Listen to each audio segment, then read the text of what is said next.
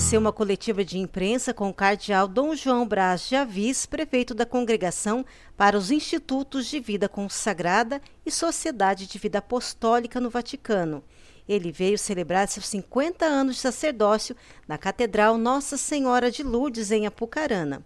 Então, saudando com alegria a todos, nós, enquanto Diocese de Apucarana, muito nos alegramos pela presença do cardeal Dom João Braz de Avis. Dom João Braz de Avis nasceu em Mafra, Santa Catarina, mas com 2 anos de idade veio para Borrasópolis, então Diocese de Apucarana. E de Borrasópolis saiu com 11 anos de idade para ir ao seminário da então Diocese de Londrina. E quando foi criada a Diocese de Apucarana, Dom João e seu irmão, Padre Amauri, se tornaram os primeiros seminaristas da Diocese de Apucarana.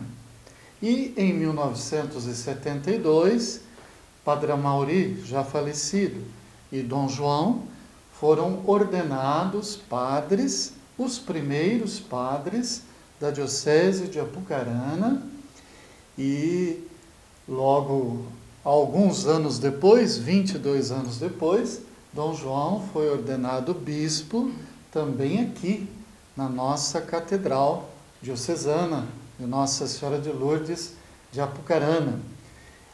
Então, para nós, Diocese de Apucarana, é uma alegria muito grande, porque amanhã celebraremos 50 anos de ordenação sacerdotal do cardeal, que é filho desta amada Diocese de Apucarana.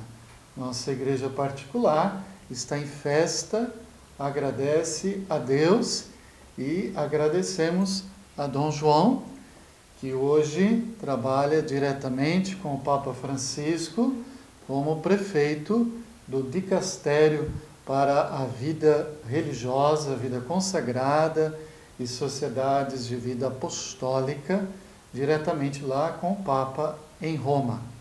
Nossa grande alegria, Dom João, da presença do Senhor. Bom, eu queria dizer que essa alegria que Dom Carlos está falando aqui dele e da Diocese de Apucarana, para mim foi uma alegria multiplicada, porque celebrar os 50 anos a gente faz uma vez só na vida, né? E como está mais para o lado de cá do que para o lado de cá, então a gente sente que é uma coisa que tem uma certa importância, né, para a vida da gente. E essa acolhida de Dom Carlos, né, bispo de Apucarana, e também da comunidade de Apucarana aqui no meu ninho, né, onde eu vivi tanto tempo, causou uma grande alegria no meu coração. É como se eu voltasse um pouco às raízes, né, é como uma árvore que tem raízes, né? A gente precisa reconhecer essas raízes, precisa estar presente nessas raízes. Então, é o lugar onde Deus me pôs, né? Onde Deus me fez crescer, onde me fez amadurecer na minha vida cristã, na minha vida sacerdotal, e depois me puxou para fora, né? Levando para tantos outros lugares para a missão. Então eu venho para Apucarana, naturalmente, com o coração cheio de alegria. A maioria dos rostos que eu encontro tem um nome, para mim tem um nome, às vezes tem uma história, uma pequena história vivida juntos, né? Isso é muito bonito. Naturalmente não todos, porque tem uns que são muito jovens, aí esses a gente já só vai pegar agora para começar a conhecer. Mas então a gente vem com muita alegria, vem celebrar esta festa juntos agora amanhã, e sobretudo agradecer a Deus e agradecer à Igreja de Apucarana por todo esse caminho realizado até agora. Dom João falou um pouco sobre a sua história vocacional. Bom, a primeira coisa, quando chegaram os 40 anos, né, eu resolvi festejar também, foi 10 anos atrás. Falei, sair lá, como é que vai ser, se vai chegar aos 50, né? Mas está chegando, a gente está contente, né? E o que é que foi de mais importante? Eu tenho que dizer, sinceramente, e sobretudo agora com as experiências que nós vivemos ultimamente, né? Essas experiências que o Covid nos fez fazer, né? E todos nós temos essa marca, né? Uma marca difícil, mas uma marca importante para todos nós, né? Depois nós temos, a gente está vivendo lá em Roma, na Europa, na Itália, a repercussão da guerra que a Rússia declarou contra a Ucrânia é muito forte, né? Muito forte porque ela envolve imediatamente toda a Europa, né? Então todas essas realidades foram me fazendo ver, né, com aquilo que eu já tinha, digamos, no coração, que tem um valor na vida que permanece, os outros caem. Tudo é bonito, a gente tem que construir tudo aquilo que é da vida humana, tem que fazer crescer tudo, né? Mas tem uma coisa que é o nó, é o centro, é a questão mais importante, que é esse imenso dom da fé que a gente recebeu em Deus e na igreja, né? Para a gente conviver com todos, né? Então, este fato de possuir a fé, nesse período, por exemplo, foi a única coisa que me sustentou, digamos, no caminho. Que direção ir, para onde ir, fazer o quê, esperar o quê do futuro, se talvez nem tenha futuro, né? E isso ajudou a gente a dizer, puxa, mas como eu sou feliz, a minha família me ajudou a encontrar fé, o meu bispo me ajudou a encontrar fé, a minha igreja me ajudou a encontrar. E nesse ponto, a Apucarana teve um peso muito grande. Por quê? Porque aqui é meu lugar. Então, nesse sentido, eu queria dizer que, sobretudo, essa experiência da fé. Depois tem um mundo de coisa por aí, mas isso não dá para contar tudo. O senhor deu um pontinho agora, né? Que hoje o senhor está no berço que gerou sua vocação. Foi, né? Foi. E como que é voltar aqui e ver as pessoas, o senhor está reencontrando, o senhor tinha até falado no começo que já reencontrou algumas pessoas. E para o senhor, como que é essa sensação? É um pouco, digamos assim, de voltar à família. Eu tenho essa impressão, né? Quando a gente encontra pessoas com quem foi construído um relacionamento, com quem ficou um pedaço de vida construído juntos, vocês podem notar, todas as nossas verdadeiras amizades, a gente pode não se encontrar por anos, mas elas não oxidam, elas não pegam ferrugem, né? Elas estão sempre límpidas e bonitas. Então é isso um pouco que eu experimento aqui, no olhar, no abraço, né? No carinho, na conversa, na recordação, né? Sempre vem à tona esse ambiente no qual foi construída alguma coisa de sólido. Para mim isso é muito importante. A importância do empenho dos consagrados pelo mundo. Então fico até contente porque o Dom Carlos colocou num artigo aí da imprensa, colocou dizendo que ele ligava essa minha vinda para cá ao ano vocacional, né? Eu não sabia que o senhor ia me utilizar assim, viu? Mas está muito bom, fico muito contente. E realmente eu trabalho num setor da igreja, né, que é só de vida consagrada. Quem são? Eremitas, frades, freiras, tem uma coisa chamada Ordem das Virgens, que é do começo da igreja, Ordem das Viúvas, que é do começo da igreja, depois tem os institutos seculares, né? Tem os monges, tem as monjas, né? Então todo esse pessoal está, digamos, um pouco unido em torno do nosso trabalho em Roma. Nós somos 40 pessoas que trabalhamos todos juntos. Eu trabalho também com um arcebispo que trabalha ao meu lado, eu com ele. E, naturalmente, nós somos uma espécie de alto-falante do Papa Francisco, nesses 11 anos que estamos lá, né? Com relação a essa vida consagrada. É um momento para a vida consagrada, para todos esses, em que nós vivemos. Há uma mudança, há alguma coisa que está mudando, nós estamos assim acompanhando isto. Há uma queda muito grande do número dos consagrados, muito grande. Na Europa, provavelmente, nesses últimos anos, nós teremos uma queda de 50% no número das pessoas que estão nos conventos e nos mosteiros. Nós temos problemas internos bastante grandes em tudo. Mas, do outro lado, temos também uma vida muito bonita. Por exemplo, uma presença muito bonita dos missionários que partem para o mundo inteiro, para o mundo inteirinho. Algumas dessas vidas são realmente importantes. Pois nós temos muita gente que entrega a sua vida, morre. Tivemos agora o caso de 2 ou 3 irmãs do norte da Itália que morreram na África, já sendo velhas, né, sendo já anciãs, quiseram voltar para lá para poder servir o seu povo e foram martirizadas lá.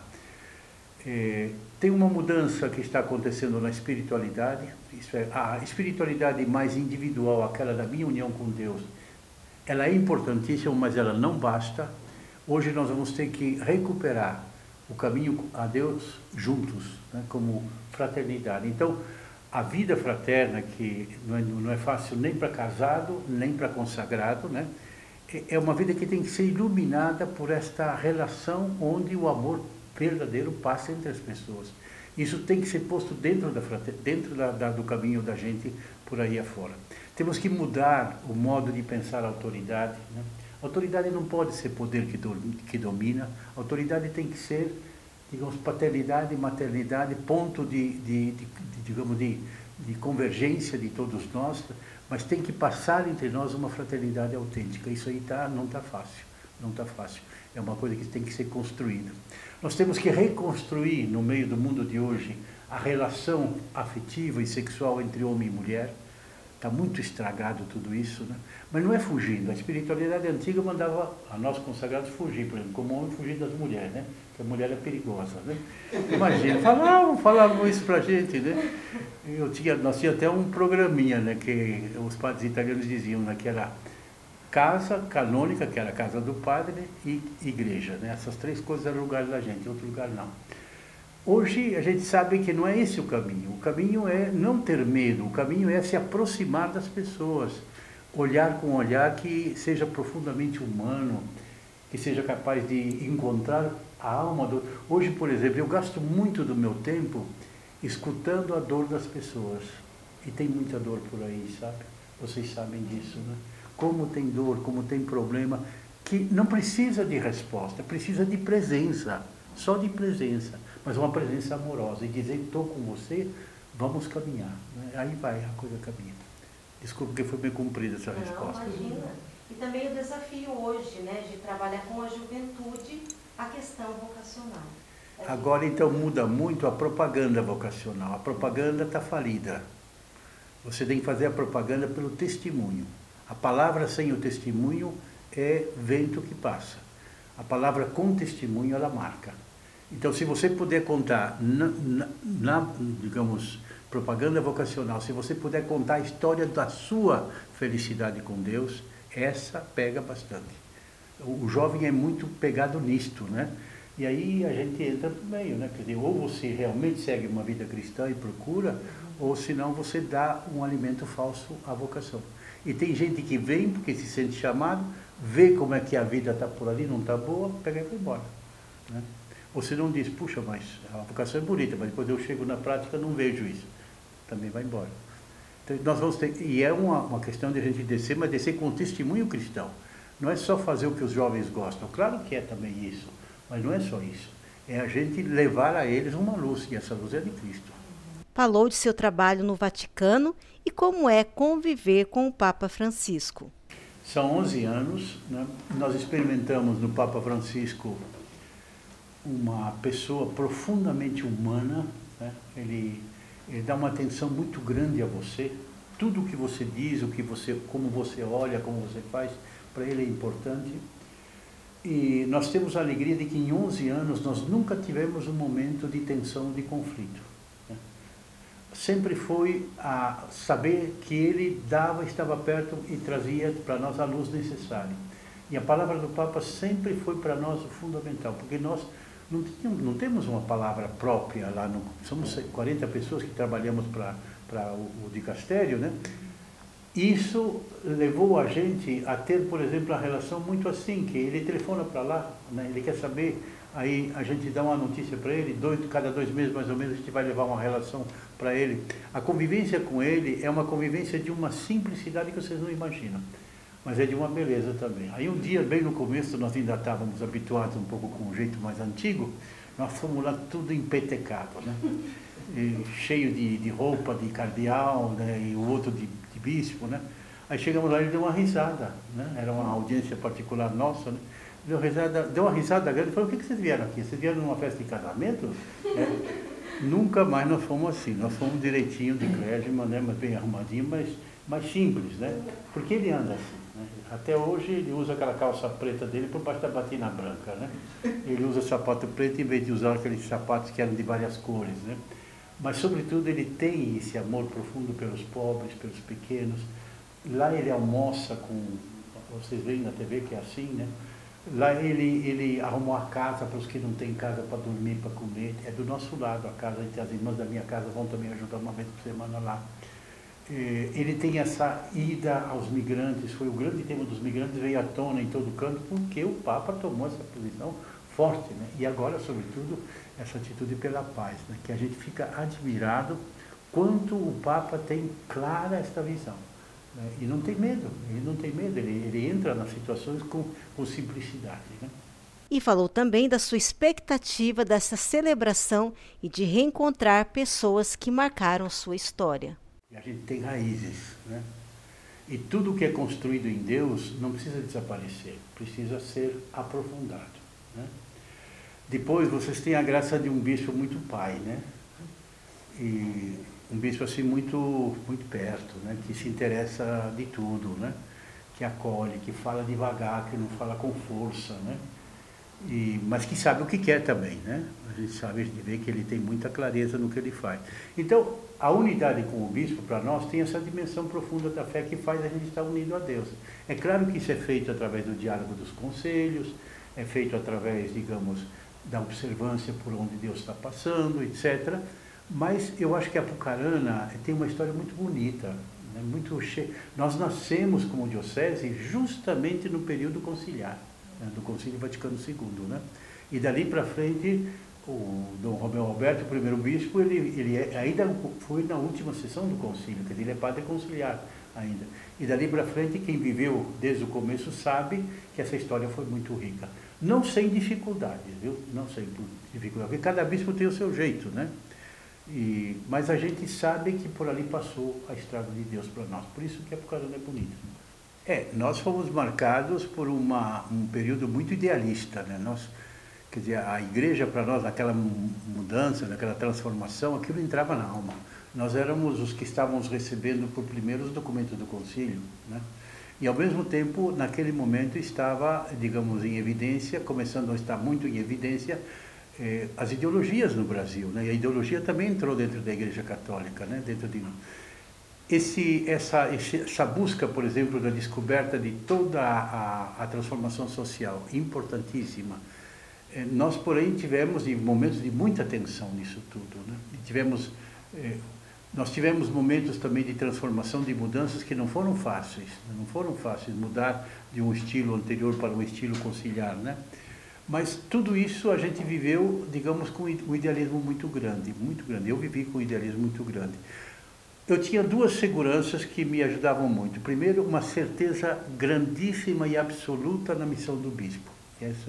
Eu salvei meu sacerdócio por um ato de obediência profundíssimo no primeiro ano do meu ministério, que eu poderia ter brigado com o meu bispo e não briguei, né? Cheguei a chorar na frente dele, mas eu cheguei depois a realizar com ele o que era necessário, e ele depois, num segundo momento, ele acabou acreditando naquilo que a gente estava dizendo, né? Depois eu tive momentos em que tinha que escolher por onde caminhar, mas uma igreja mais ligada aos pobres. Naquele momento era tão difícil porque se confundiam as coisas, né? Eu arrisquei tudo nessa direção, mas também sem perder sempre a busca da direção da fé. Nisto me ajudou muitíssimo o encontro que eu tive já em 1960, e deve ter sido 63, 64, com o movimento dos focolares, né? Isso eu devo dizer porque foi assim realmente, né? E isso tudo ajudou a gente a lutar junto com o bispo e a caminhar com ele.